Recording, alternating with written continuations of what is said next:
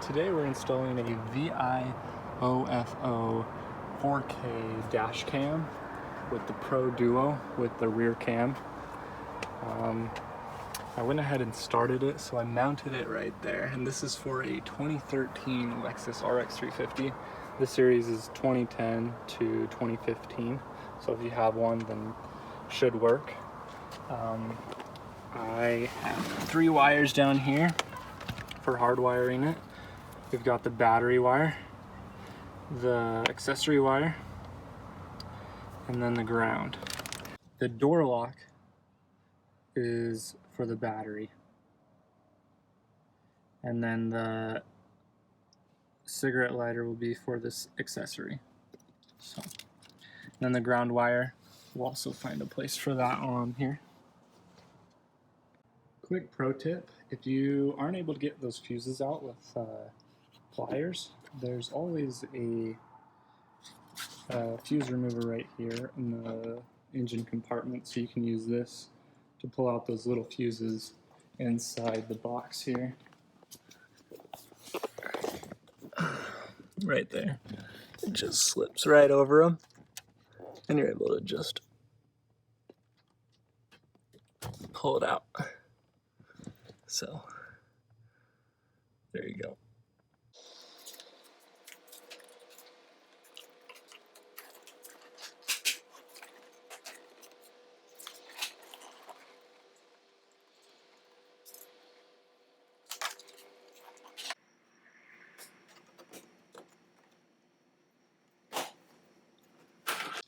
Alright, so I used this cigarette, the 15 amp fuse, and I put that 15 amp right there for that circuit, and then for the camera circuit you have to put that fuse that you got in the kit in here as well. I made the mistake of not having that in there in the beginning, and then that will go into the cigarette slot in the fuse box right up here. And then this other one is for the battery, and so I use the door lock because I know those always use power. So I put the original fuse right there, and then I put the yellow one right there, and that was from the kit that I got with this wiring. And then also, if you see this panel taken off, there's a bolt right there. That's where I put my ground. I just tucked it behind all these wires over here, out of the way. So next we will go ahead and push it inside of the headliner.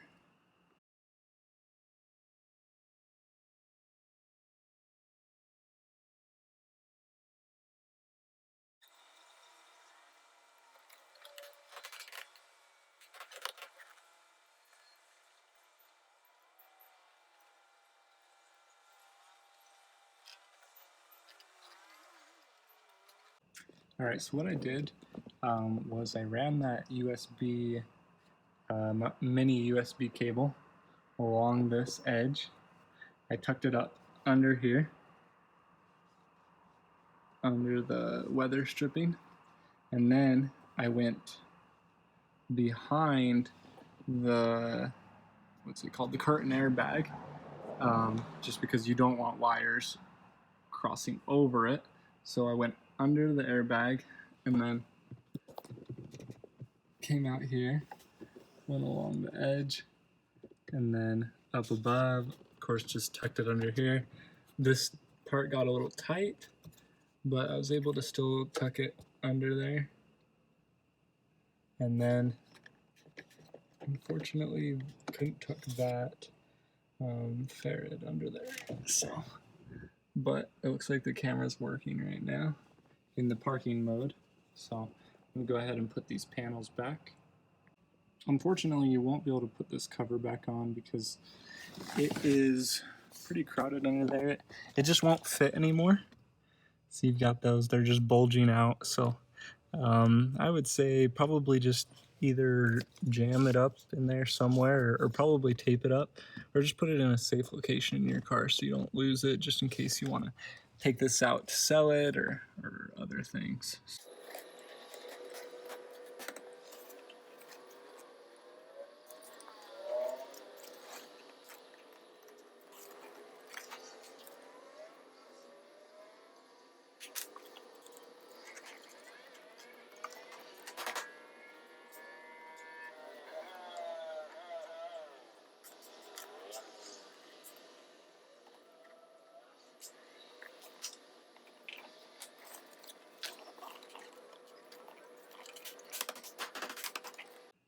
Alright, so you can see right here it is in battery mode because the screen is not on. You can see it's recording right now because it detected motion. The microphone, and I did connect Wi-Fi just right before recording this. We'll go ahead and turn it on, start the car.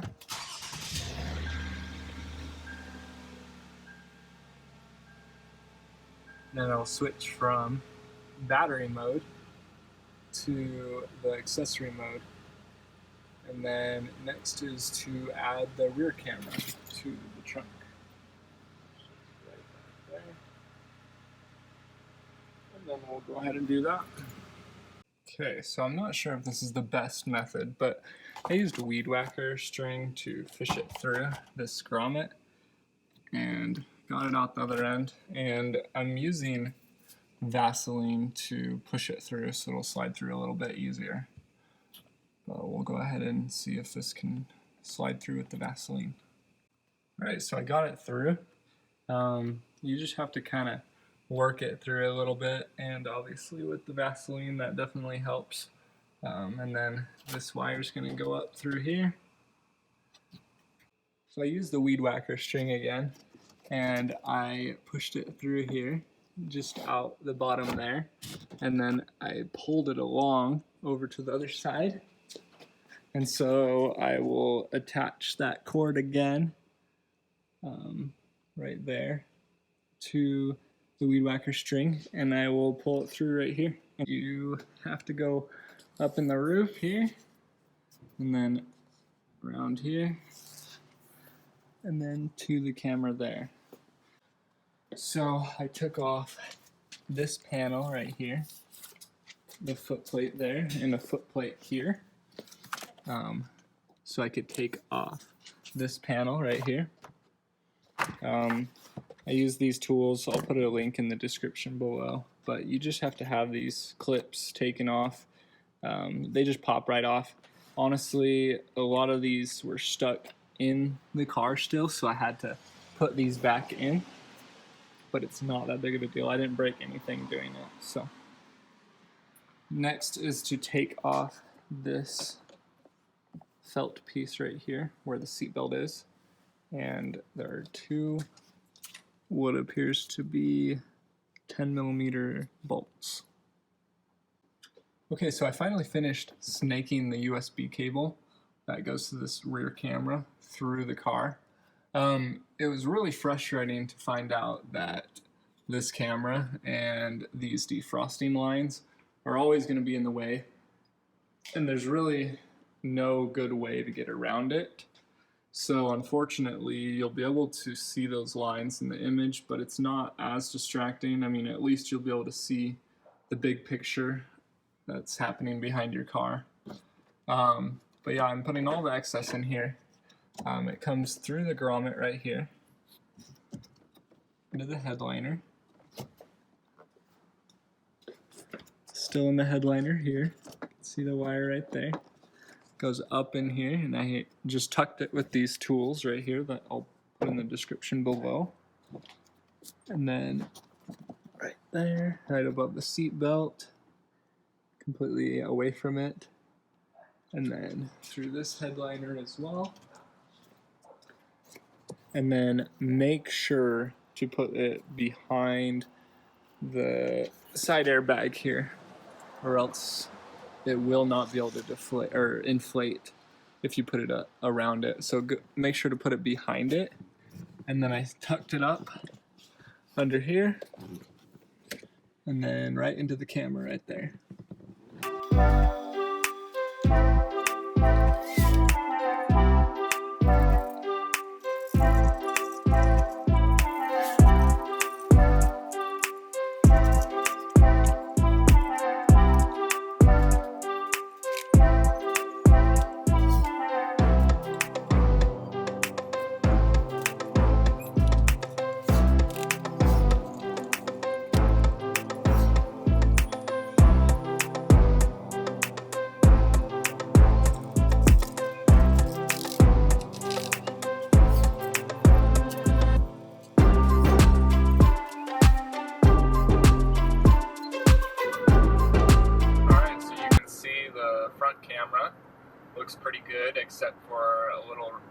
reflection on the dash.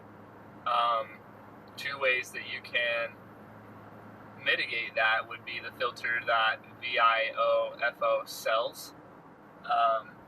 And then also you can do either a matte blanket or like a custom one on the dash to make sure it's not shiny on the dash.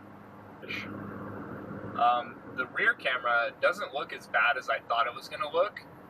I actually like how it turned out, surprisingly, even though you probably can see the lines in certain daylight. Overall, I really like the 4K front camera and the 1080p rear camera. They seem to complement each other really well. I feel like the app is a little, still needs some work to it. It's a little glitchy, but hopefully that'll improve over time. Other than that, it's pretty good quality, and you can read license plates. Just needs a few modifications and it should be good.